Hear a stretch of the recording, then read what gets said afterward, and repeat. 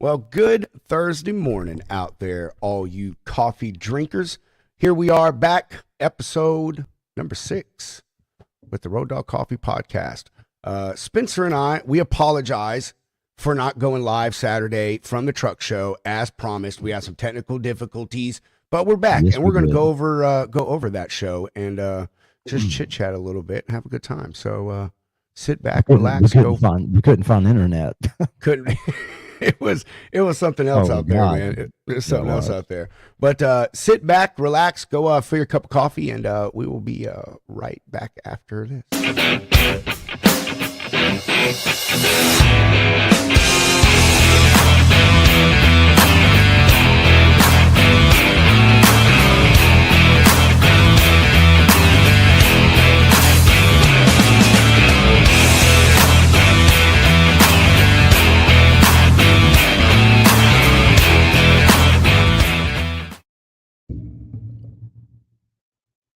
Good morning, my brother, from another mother. What the heck happened there? Wow. Okay, that was weird. I'm doing fantastic, Spencer. I'm doing fantastic. How are you, dude? Oh, still recovering, man. Yeah, I feel that. Yeah, I do. The truck show, man. Kind of kicked my butt. Did it? Yeah. Yeah. It was a lot, but it was a lot. But I'm still exhausted from it too. I'm not even gonna lie, bro. Like, oh my gosh. Yeah.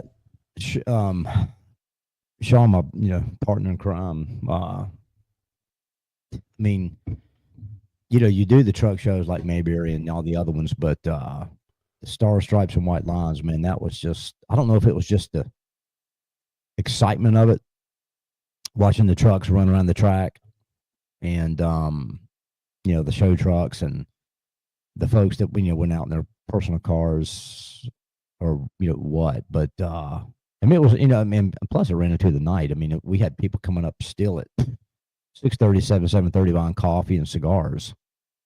I know, dude. I know. It's crazy, bro. And you had a concert going on over there too, and they were still coming in and buying stuff. It was great. Love it. Yeah, that impressive sight. That is to say the least, Bobby. That's to say the least. But I'm with you, man. It was, dude. It was just, I don't know. It was like constant, It was constant excitement, flow. just the whole time, and like my energy level was just so high. Like from the time I woke up to the time we got the show, that, dude. Honest with you, by the time we got to like mid-afternoon, you know what I mean? Like, I was like feeling depleted. That's why I kept having to go back over to Brandon's bar trailer, bro, and just sit down in the quiet. Because, if there was such a thing in the quiet there. But Yeah. I mean, it was the excitement, just a lot going on. And I'm gonna have to say that's probably definitely one of my, if not my favorite show so far. yeah, I do. I'll tell you, Is Tony's show, Large Cars and Guitars, and also he's doing pre-registration now, so everybody go and sign up and go to that show. That's a pretty badass show at the Bristol Motor Speedway. A lot of great people out there. But the Atlanta show, man, that was pretty cool. I really enjoyed it. I think it was because you're when we officially launched on the pre-sale, the Smoking the Bandit coffee bag, right? Had a few people order that pre-sale, and it's going on the site here any day now for pre-sale. But I guess just being at the track and watching the trucks run around that track like that was just, it was really cool to see that in person. You see it on video, TV, or whatever, truck races and things, but to see it live like that, it was pretty badass.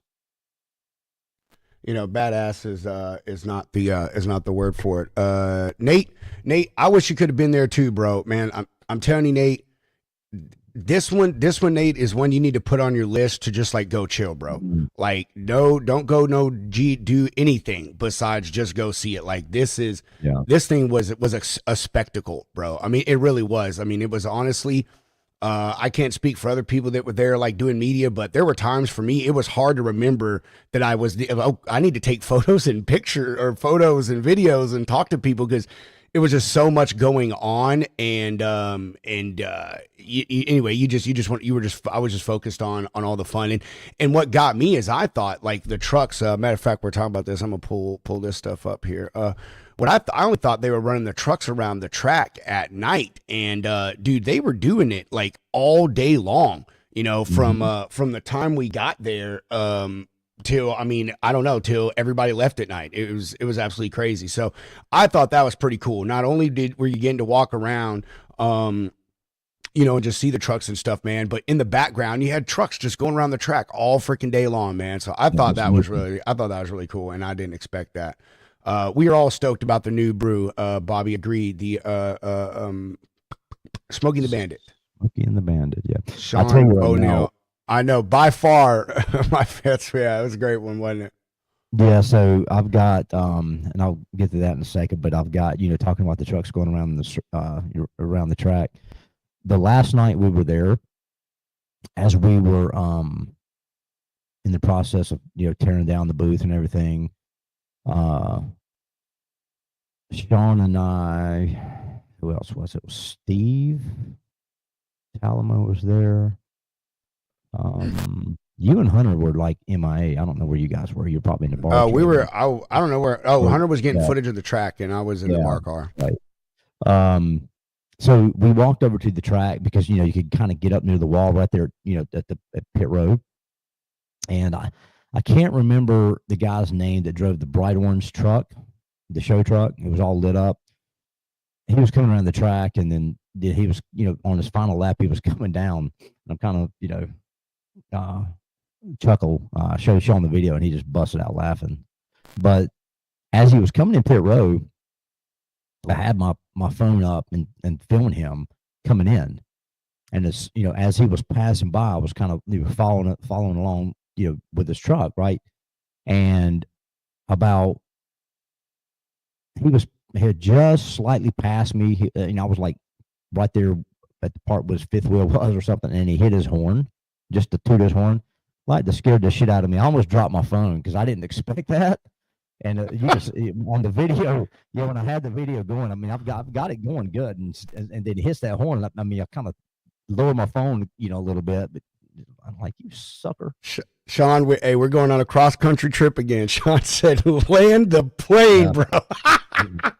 yeah, he's Oh man, Sean, I love you, bro. Like, man, spending this weekend with you guys, man, was so fun. It but was, dude. you mentioned the Smoking the Bandit bag, so let's think about that for a second. So, what better place to have launched that on a pre-sale than Atlanta Motor Speedway? Because when you watch the movie, the first thing you see that comes on when the pre-credits and all that kind of stuff start rolling, the first thing you see are tractors going around a track, right? That's the first thing you see on Smoking the Bandit. So, and the movie was filmed not far from there in Georgia. So, what perfect place to launch that bag? You have at the Atlanta Motor Speedway at Echo Park, we had trucks going around the track, and it was in the same vicinity that the movie was filmed, a lot of it, right? So that was the perfect place to put that bag out there like that.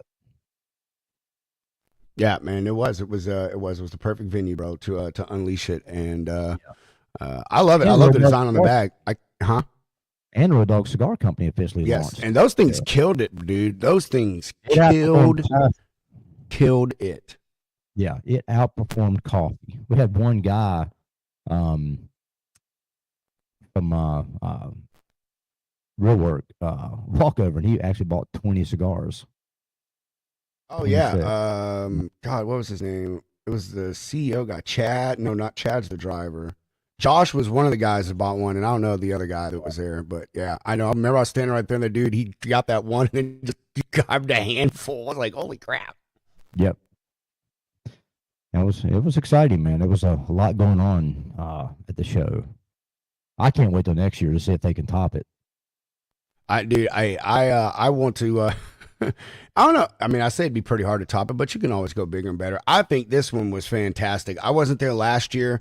Some other people that were said that it was a great show last year. Just wasn't a ton of Mhm. like spectators there, but they didn't advertise it a lot. It was just supposed to be mainly for the trucking community, I guess. But this year it was from what I saw bigger and better. There were a lot more spectators there. I think they had like 178 total trucks at the show, split Right. between that main lot that they had and then the lot across the pit row thing or whatever. Mhm. So yeah, dude, it was definitely. I don't know. I'm sure they could overdo it, but or go above and beyond next year, but it'd be pretty hard to beat, man. Be pretty hard to Well, beat. This one was pretty dang fun.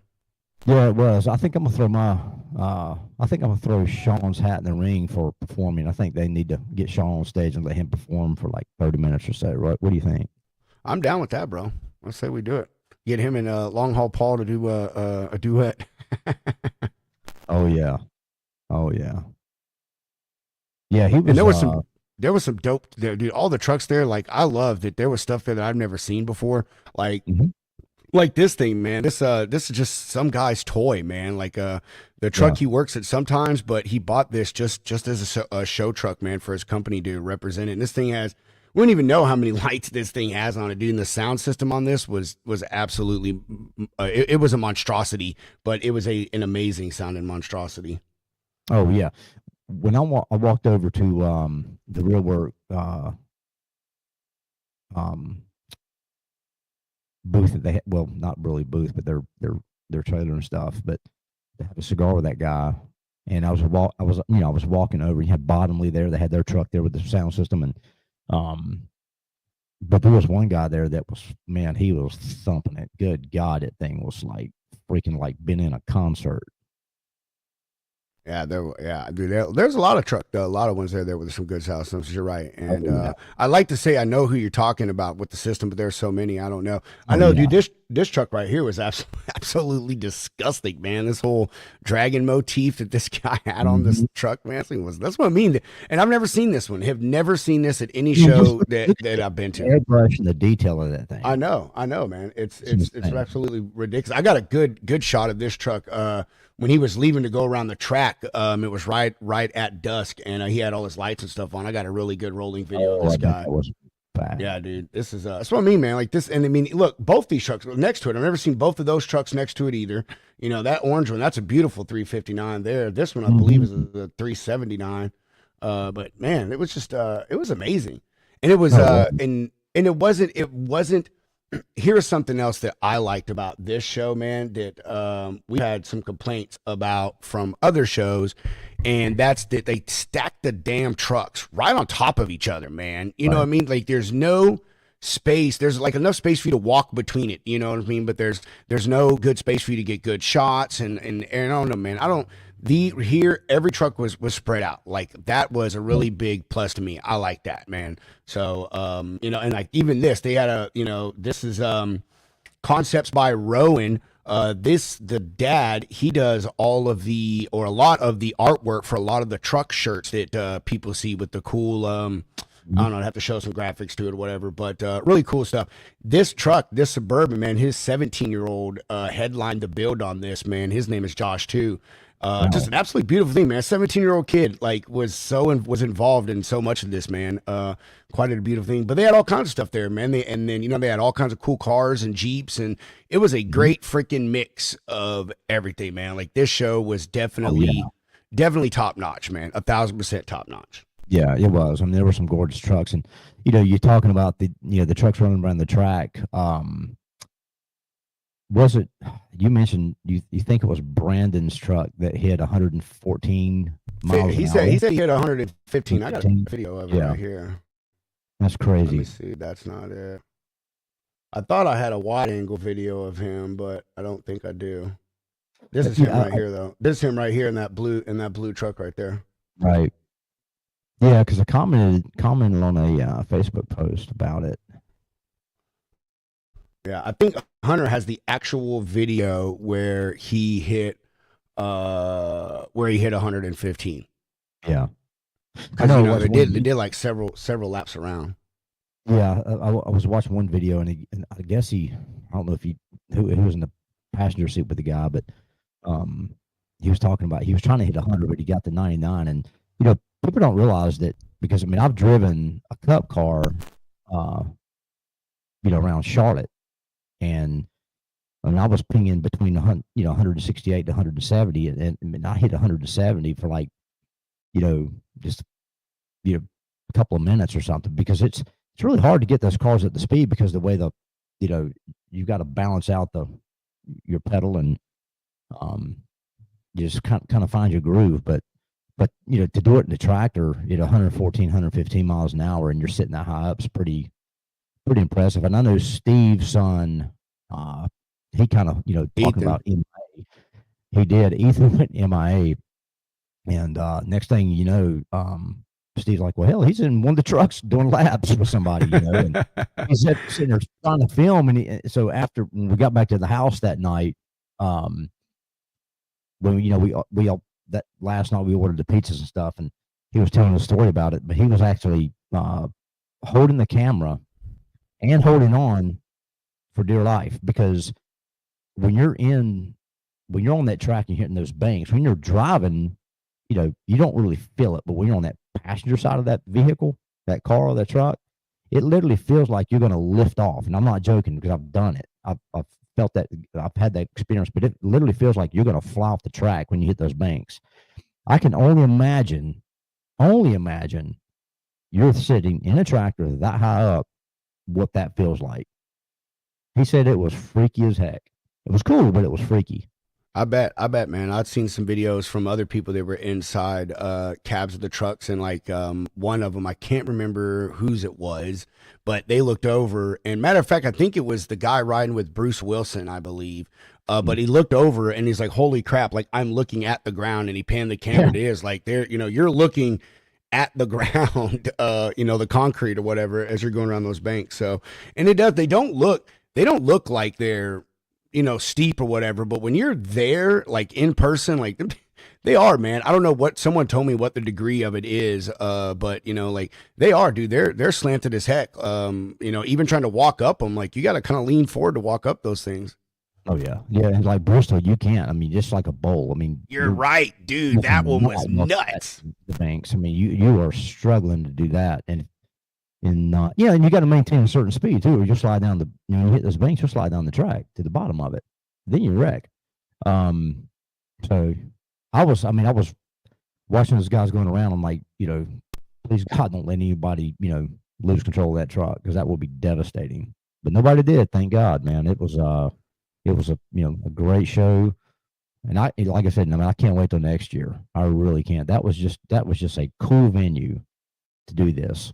Dude, I agree, Spencer. And I said this, I don't know, somebody this weekend, but I'm not a NASCAR guy. I've watched a couple times in my life, whatever, but never have been to a NASCAR race, NASCAR track in my life. 41 years old, and this year I've been to like two of the most famous NASCAR tracks in America. I went to Bristol, and I've been to Atlanta Motor Speedway. So I'm like, man, like somebody start doing more truck shows at racetracks, please, so I could start knocking more off my list.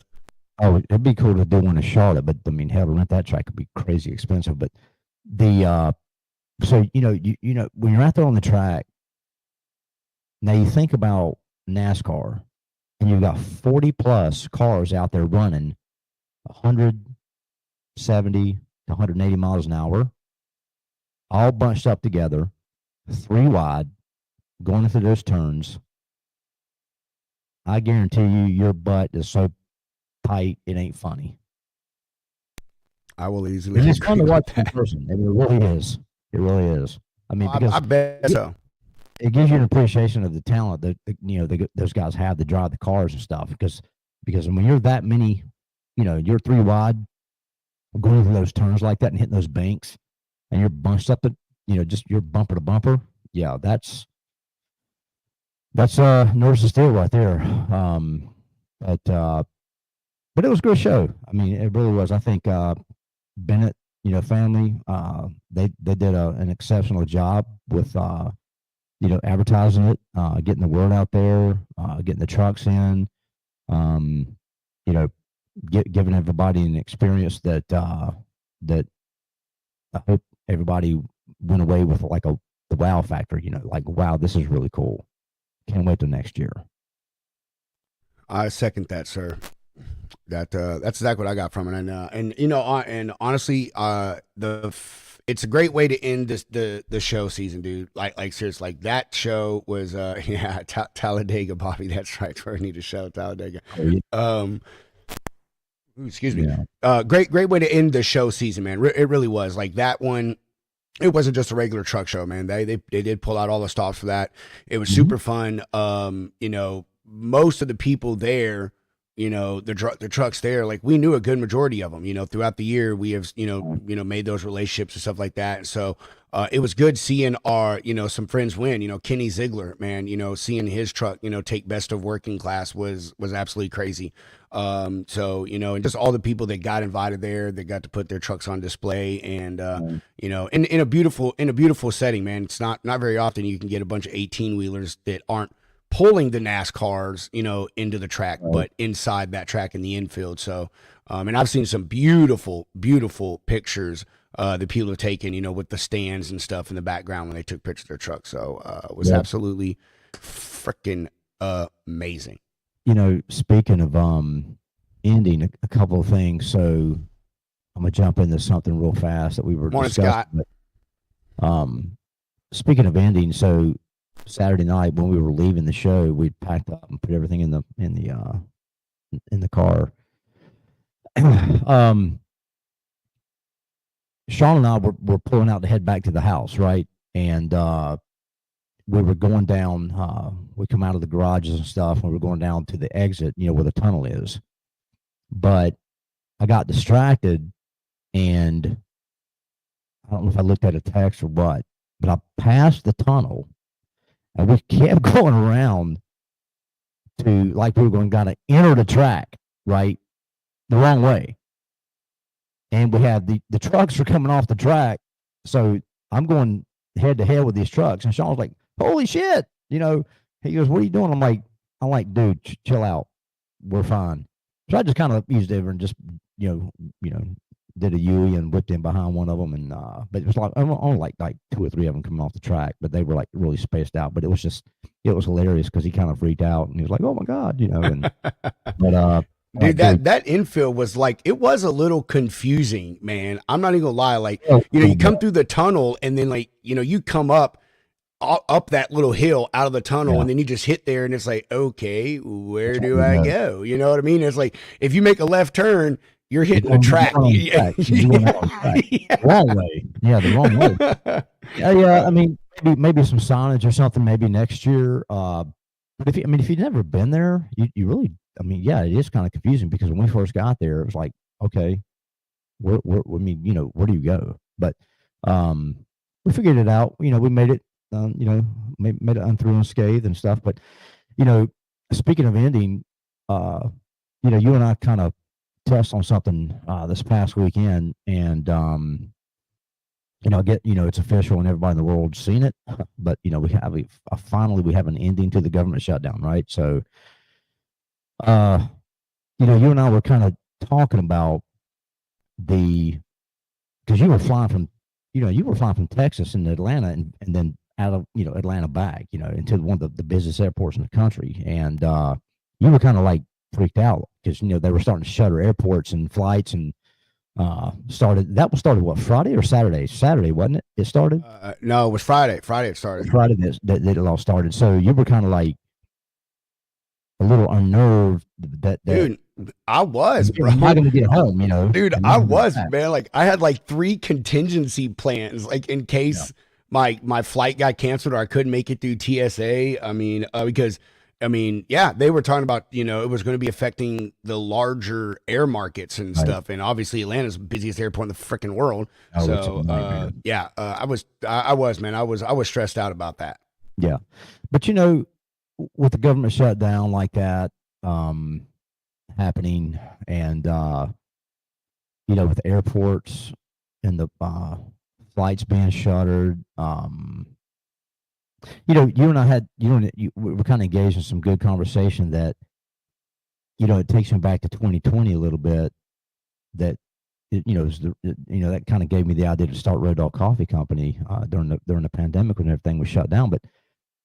But hell, so people were freaking out about these flights being canceled. But you can go rent a car and stuff, right? It's just going to take you long to get where you got to get to if you're going domestic. But I mean, I would love to compare that. I mean, I guess you really can't compare it because it would be much more devastating than just flights being shut down. But what if the trucking industry shut down like that? I mean, do people really think about that? The government shuts down, it forces air travel, it disrupts the hell out of air travel. What happens if the trucking industry shut down like that for because the air thing, it went on for hell now a week now, just about, and it's still going a little bit. Now they're starting to slowly open things up. Traffic controllers are starting to report back to work, but hell, what if you took just 10%, 5% of the trucking industry out of commerce? What would that look like? Well, that's been addressed, many times. I mean, we all know, I wouldn't say I'd maybe go as far as society collapsing. I mean, I don't know, maybe it could, everything is brought by a truck, but, Yeah. I think, man, it just, Well, the pain will be much deeper. I can tell you that the pain will be felt a lot more than what it oh was. yeah, 100%, and, ironically, my Uber driver from the airport on Thursday when I got there, Cindy, lovely, lovely lady. She was actually retired from Delta, from their air cargo division. Like what she thinks, she said she did it for like 22 years. And we were talking about this, and she was saying, she's like, people don't realize, how much freight comes on and off an airplane. She's like, and then we put on a truck, because once she found out I, was in truck and whatever, we had that conversation. So we were just talking about, her and I, just if the airlines started shutting down and couldn't fly, the amount of that like final mile immediate expedited freight and stuff, just those things would cause a hell of an issue, throughout the country. But more so less than if the trucking industry shut down. I mean, everything would obviously come to a complete halt for quite some time until something filled the gap, which honestly would probably only be rail or air freight. And rates would be ridiculously expensive, and transit times would be crazy. Talking about the final mile, with everything, all those local P&D guys would be licking their chops, wouldn't they? Oh yeah. So, but I'm glad that I'm glad we're getting it figured out. It's ridiculous that when the stuff went on that long, and we, seeing the ramifications from it. I think obviously there was the other programs and stuff that were caught up in this issue, but I think the big one was just the airline, just people not being able to travel and get to where they needed to be. Like that is a very eye-opening experience for a lot of folks here in the 21st century that no one thinks about that. Things just kind of run smoothly, and we don't think about the little stuff that doesn't affect our lives until it does affect our lives. Like when I was at the airport Sunday, dude, my flight left at 8:15. I got there at 4:55. And the line was actually moved pretty dang good, but there were a ton of people, man. When I went to go get breakfast, which don't ever eat at the Boar's Head place in Atlanta airport. Freaking sucked, man. That was the worst $10 breakfast I've ever had in my life, man. But anyway, most of that line were people whose flights were getting canceled and stuff. And they were, sitting there eating, having to use the vouchers, whatever. That's how I knew that their flights got canceled. And there are people sleeping all over the airport, man. Just, everywhere inside the terminal. So dude, it was again eye-opening for some folks, man. How important the transportation industry is, including just civilian air travel.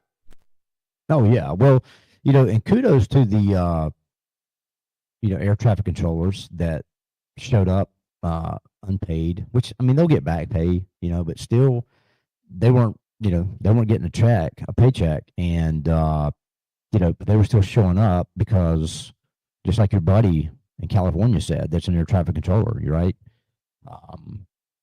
we've got people's lives at stake here. Yeah. So And there's no temp agency. No temp agency you call like, hey, send me over a couple air traffic controllers for the day. We'll pay them $10 an hour. Right, right. So, you've got people's lives at stake. So it's kind of an ethical thing, I guess. And they put it's really cool. I mean, there were some that didn't report. Those guys are, dummies, but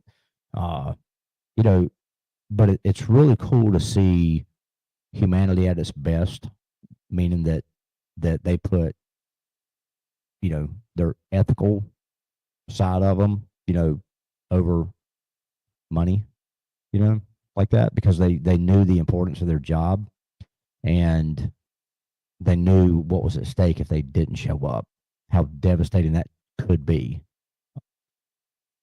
I'm so we've already had one plane crash with the UPS thing. We don't need, and that was just packages, and this just screwed a lot of things up. And unfortunately, there's a lot of people lost their life over that. But my God, man, we don't need passenger planes falling out of the sky like that.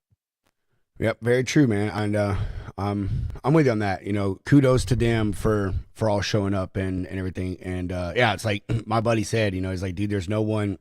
He's like, it's not like there's anyone to take my spot if I don't show up. He's like, every air traffic control is shorthanded, period. Like as far as the industry and stuff. So, it's not like there's this vast pool of people just, with all these certifications and you have to have like certifications for, I won't say certificated, but pass different classes and stuff to be able to run different types of equipment and levels of equipment and work at certain airports. Just because you can work at a local little regional airport doesn't mean that you can handle the traffic and all the responsibilities of somewhere, say like, LAX or, Hobby in Houston or whatever. So yeah, it definitely good. So I agree with you, man. Kudos to them for doing that. So kind of every little instance of stuff like this kind of has its unsung heroes. During the vid, it was all the healthcare workers and stuff, man. A lot of the people that worked at even convenience stores. You know what I mean? Like the people that were there every day out in the public when everyone else was too afraid to go out there and making sure things still ran right. So yeah, but it was good. Glad it's over, man. Like I hate this stuff. I don't want to get political, but this is the stuff so fucking stupid. Like every time this happens, I'm like, golly, like you are a bunch of adults. Like get it together. Wonderful leaders that just I know. I agree. Pity parties, and it's just I want to take my ball and go home kind of thing. Just, that's it. Ridiculous. Oh, that's so funny, man. I'll take my ball and go home. Yeah, it's just come on, guys. I mean, seriously. But anyway, yeah. I mean, it was a great week. Great show. A lot of good things happened. It was the official launch of Road Dog Cigar Company, and just to we're in the process of building the website. So if everybody would just kind of be patient and keep checking for roaddogcigar.com, it's coming, and there's going to be a tab on coffee. That'll be a hyperlink that'll jump over. I know that the cigars are hand rolled 10-year aged Dominican tobacco. They are phenomenal. Had a lot of guys actually smoke them there at the show. Had a couple of guys who were just getting into cigars, and they bought some cutters. We had lighted for them, and they were walking around smoking them, and they came back, and one guy came back and was like, "Oh my God, I want to try another one now. These are great." So they're not gimmicky cigars. It's the real deal. Real deal premium stuff, and it was just exciting to see the overwhelming, just love, for the cigar, and because it pairs so well with the coffee. But we've got also we launched yesterday on the website. We have Black Dog Friday. I love that name, Black Dog Friday. So right now, the Black Dog bag coffee and the rims, aka K-Cups, are 35% off. It's an automatic. Just go get them, and it gives you 35% off the product at roaddogcoffee.com. And that's probably going to go until the end of November. Nice. But you like that Black Dog Friday? You like that? I like that. It's good, man. It's good. Yeah. Scott Watanabe, he said he loves a good rich stogie. Where can Scott go get a stogie from? Well, I've got actually I have some here still at the house that we had left over. You know, Scott, just if you want to hit me up at Spencer at roaddogcoffee.com or Spencer at roaddogcigar.com. Both emails work. We can work out a Venmo thing, and I can get some out to you until we get the website up. So if people want to do that, just reach out to me. I've got them here. They're nice, secure in the humidor right beside me. And yeah, just we can work out the Venmo, Cash App, whatever, and I can get them out to you. Just reach out to me and let me know. I don't know if my son smoked either one that I've given him yet. I'll have to ask him. Bobby, let's not be giving this man any more dang ideas. Bobby said if you start selling, you have to support both her vices, coffee and smooth cigars. And if you ever start selling bourbon, the trifecta will be complete. So everything I do is RDCC, Road Dog Coffee Company, Road Dog Cigar Company, Road Dog Capital, whatever, right? So Hunter had a good idea, Road Dog Candy Company. I like that. But if we did a bourbon one day, what can we call that? We can't call it Road Dog Bourbon Company. I don't know. Call it Road Dog.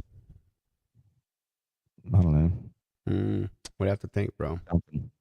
Yeah. Cognac. I don't like cognac, but yeah, we'll have to think on that one a little bit. Yeah, we would. We'll have to figure it out. I've got a buddy of mine that's got a bourbon and whiskey podcast, and we'll film in whiskey. I think that's it. Maybe I have to get him to help me out with that. So hey, Bob, what's the what's a good name for RDCC for get into the spirit world?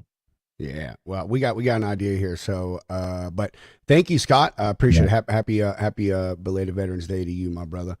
Bobby said Black Dog Bourbon. Boom, that's a good one, Bobby. That's a good one. Black Dog Bourbon. Yeah, that's a good one. Steven, Bobby's is better. I'm sorry, Bobby's is better. Boulevard. I do like Boulevard Bourbon, but Black Dog Bourbon. Yeah, Black Dog Bourbon. BDB. I like that. Looks like Scott said RDB. There you go, RDB. It does sound good though. Yeah, Road Dog Bourbon. Well, Bobby. I like the Black Dog Bourbon. That's the the winner. Black Dog Bourbon, bro. Yeah. Yeah, Bobby sent me a text on that, so I don't. Trademark it, Bobby. Trademark it. I knew she was. Oh, somewhere in the hills of Kentucky, but yeah, that's it. I mean, it's something I thought about a long time ago, but I'm like, how could I do that? Who knows? Maybe. I mean, hell, George Clooney's done it. You got The Rock with their Kill Out, and people have done it. I guess it could be done. Yeah. You just put that one on the shelf there, Spencer. Yeah, yeah. That'll go on the shelf. Definitely. Yeah. Well, are you about to start ready to wind down? I need to go make some BOLs and right, man. Work.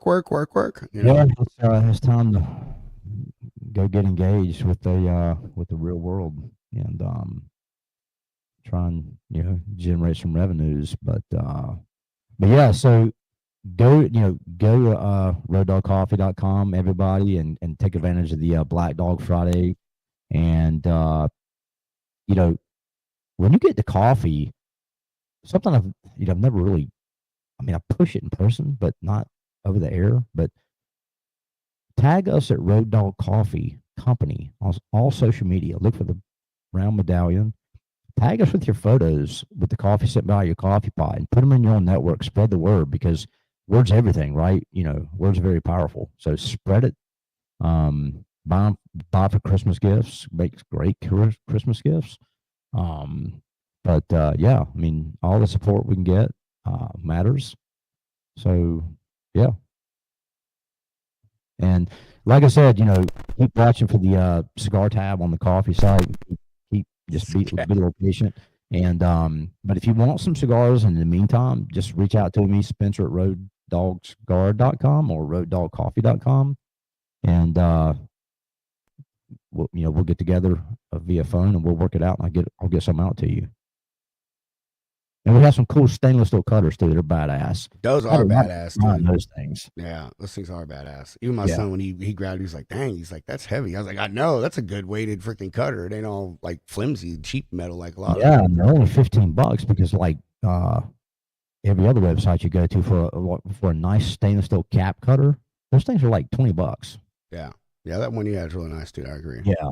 Yeah, they're good ones. But anyway, go make some calls, go make some money. Yep.